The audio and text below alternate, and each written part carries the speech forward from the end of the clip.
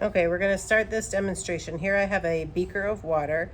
I'm going to take this paper towel, little square paper towel. I'm going to put a paper clip on top of it, okay? And I'm going to set it on the top of the water. And,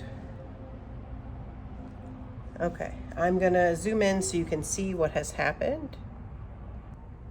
Okay, so you can see that paper clip sitting on the top of the water there. What I'm going to do is take this dropper with water and just add some drops of water around here.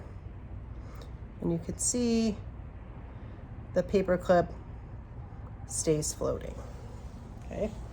Now what I'm going to do is here, just take a drop of dish soap and add that. And immediately the paper clip fell from the surface of the water. This illustrates the property of surface tension.